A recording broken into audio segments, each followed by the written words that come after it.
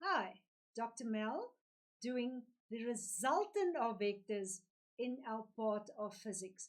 We already established what the resultant is. We are going to now look at how to find the resultant with mathematics. The previous snippet had it graphically. So let's just quickly revise. I need to know directions when I work with vectors. Remember, it's crucial that you have either your protractor if you work with graphics, or obviously you'll have to have trigonometry where you use your calculator. So get ready to do a few drawings with me so that we can determine the resultant of forces. Firstly, we had vectors that's consecutive. Remember, we said if I'm standing there, I'm walking there, and then I'm walking there, this will be the resultant. Or I'm pulling object A to that position there, to that position there. It was starting at this and it ended there. That will be the resultant. We also said we can have that graphically, and there I have the resultant drawn in. You have to know that I've got to indicate the angle, the direction. Right, that was consecutive vectors. It can be more than two. You can start here, you can pull it to that point, to there, and they all walk, whatever vector you are actually using. We also said we get simultaneous vectors. Now, what is a simultaneous vector? It is actually pulling at one point or walking from the same point in two different directions. It's simultaneous. I'm going to show you exactly what I mean with that by doing it physically with two strings. So I'm going to put the tablet down there and I'm going to show you that we can actually have this object. So I've got a little object there, and as you see, I've got two strings here. So if I pull with this string in a horizontal direction, this object will be moving that way. If I take it that side, I can draw it vertically and it will move upwards. So I took two different forces, but that was one after the other. What happens if I do it simultaneously? Simultaneously means I'm taking this rope and that rope and I'm pulling it at the same time. And can you see that was actually in the diagonal direction, exactly as it was on the diagram? Let's go back to the diagram to show you exactly how it works. Right, now we said we found that little object there and we needed to find the resultant. So we had to complete the parallelogram. We are going to show you a simulation of how to find the resultant, and we're going to do it with components. So if you have a look at the resultant we just had, we actually drew it to that side. That will be horizontal and that will be vertical. The difference now is I'm not going to ask you to work out the resultant. I'm going to ask you, if you have the resultant, what will the two components be? The one component will be the horizontal, which is the x axis, and the other one will be the vertical, which is the y. We're now going to show you a very nice tool. You can go onto the internet at home and play with the vectors and the scalars. Let's quickly have a look at the simulation. It's PHET, and you can draw your own vectors. So I've got a vector there, I'm putting it there, and I've got another vector. And these are, as you see, consecutive. So I've got one vector there and another vector there, and you can see the resultant there. They are consecutive. They are following on each other. Let's do another one. I'm drawing the resultant there, and you can see it's giving me exactly the values at the top.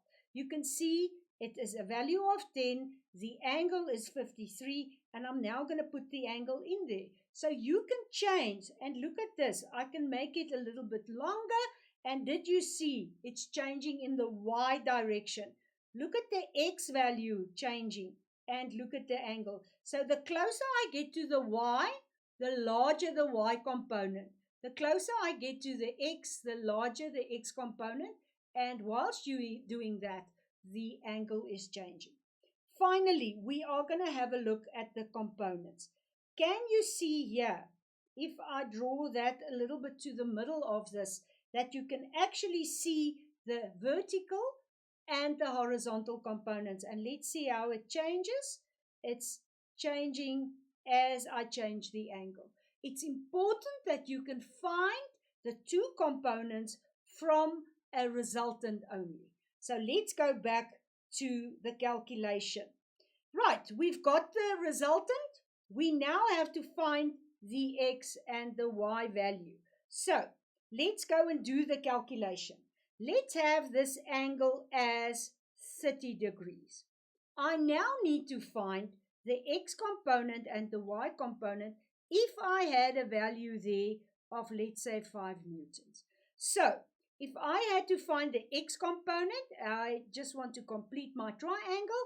I know this is adjacent to the 30. So I've got cos 30, which is the adjacent side, or in this case the x, over the hypotenuse, and you know it is 5. And you now have to calculate cos 30 degrees times 5. And that will give you the value for the x-axis. On the other side, I could actually work out this side. So this would be my y component, and you can see it's opposite to the 30 degrees. Opposite would be the sine of 30 degrees. That will be the opposite over the hypotenuse, which will be the y over the 5. And the y value will then be the sine of 30 times the hypotenuse with a value of 5. Make sure that you know in which triangle you're working. Then make sure that you've got the right fraction. You are working with the adjacent. Then you know it's cos. If it's the opposite, it will be the sine. So make sure that you do the correct mathematics. I have another question. I've got two simultaneous resultants. And you can see this one is pulling in the first quadrant, and that one is going in the fourth quadrant. Now I want to break it up into components. So I've got a y and a x for the first component. Let's say this is A. So do you see the x there, the horizontal, and the y? And that's colored in white. Then you'll find the other vector. That one there is the two green components, the y and the x. So let's break it down into smaller portions. Let's have this one as 5 and that angle as 30. And if you recall, we just calculated this one as the cos of 30 times the 5, which is the hypotenuse. And that one there would be the sine of 30 times the 5, which is the line. So you know you can do everything with trigonometry. Just be careful that you use the right angles and the right sides. The other one was this small little resultant. Let's say it's 3. That was the resultant of this y component and that x component. And I'm going to take that angle as 45 degrees. So let's quickly revise. This x would be adjacent to the 45. So I'll calculate that with cos of 45 times the hypotenuse, which is 3. The y component is actually that side there. Let's do it in another color so that you can clearly see. It's there. That would be the sine of 45 times the 3, which is the hypotenuse. So you've got this component for this force, which is x. You've got this component as the x of that resultant. So have a look again. We've had this x and that x. So what do you think will happen with these two? We will add them together. and you've got that y and that y, and you add them together as well. Make sure that you see this x is in the negative direction. So although you're going to add them together, you're actually going to subtract because it's in a different direction. So I've got the two x values. If you recall, this was cos 30 degrees times let's quickly have a look at my value. It was 5. So I've got the 5 there. And this side I had cos 45 degrees times the value of 3. I will then have to add them together. Here I've got sine 45 times 3, and this side I've got sine 30 times the 5. So be careful that you do exactly the right component for the right force, so you can actually calculate. And this is just another way. Now your answer of the x component and your answer for the y component will give you a final resultant for the force that was pulling that way and that way. And this value will then be the resultant. So if I've got that resultant there, I can actually then work out what will it be by having the x components added together and the y components together. As soon as you've got the x and the y components together, you can find the hypotenuse or the diagonal side of the triangle. And then remember, it is a vector. You need to calculate the angle. So I'm quickly going to have a look at one that I did with the right values. So let's say I have here, let me take this out. I have this value here as, let me find that, 2.88 Newton.